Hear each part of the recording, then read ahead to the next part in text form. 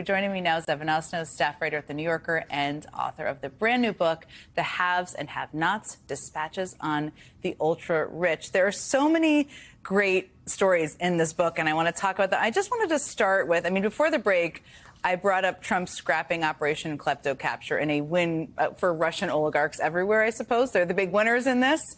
Even domestically, as I just mentioned, you open your book with the scene of top billionaires sitting right by Trump at his inauguration. What's your reaction to how much everything in this administration seems to be for sale? Because that seems to be much more out in the open than anything has been in the past.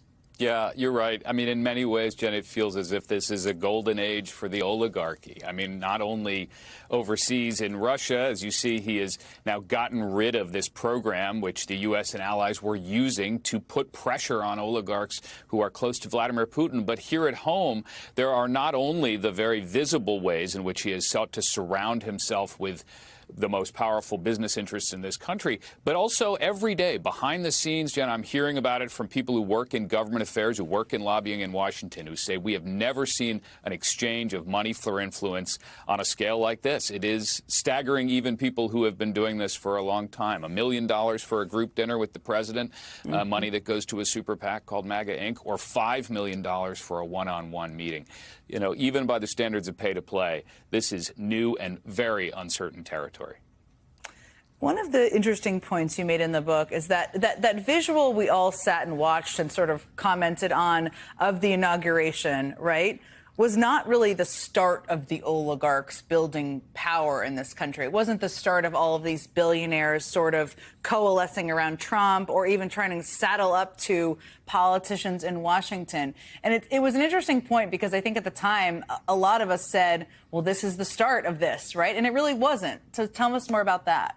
Yeah, there was a fascinating moment. You'll remember in the final days of the Biden administration, he talked about the rise of what he called an American oligarchy. Scholars of that subject told me that is the first time they've ever heard the word oligarchy uttered in the Oval Office. And it is a real signal moment in the history of American power and money. Look, there has always been money to some degree in politics, but it has grown so dramatically over the course of the last 2 decades, it's almost easy for us to overlook. But take one statistic, Jen. In 2004, in that presidential election year, billionaires in this country contributed about $13 million to the election. Sounded like a lot at the time, except that in the most recent election, they contributed 200 times more, $3 billion into the election. There's just no way in which we can't recognize the fact that money is now shaping our politics more than it ever has in this country.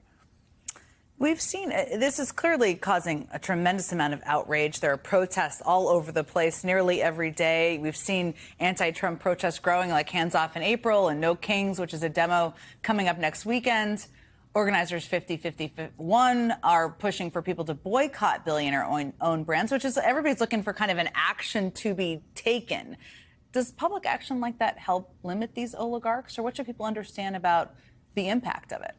Yeah, that's actually a really interesting fact of history. The pattern is unbelievably clear that when you look at countries that have dealt with the rise of oligarchy and the places as, disparate as South Africa, Ukraine, the Philippines, one of the very clear patterns is that public pressure, civil society is one of the forces that can actually push that back. And in fact, we've seen it here recently in Wisconsin, the effort to stand up, in effect, to Elon Musk's attempt to use his money to win the result, buy the result of that election. That was a case, as scholars will put it to me, they said the only solution to oligarchic power is to dilute and balance it with citizen power. And the solution to that is, frankly, it's the kinds of protests you were just talking about. In some cases in history, it's been labor strikes, it's investigative reporting, but you have to keep up the pressure. It's a sustained movement over time. And we've seen already in the first few months of this administration that the public is simply not comfortable with what they're seeing. And some of these protests have been much larger than the organizers expected. I wouldn't be surprised if the ones coming up are too.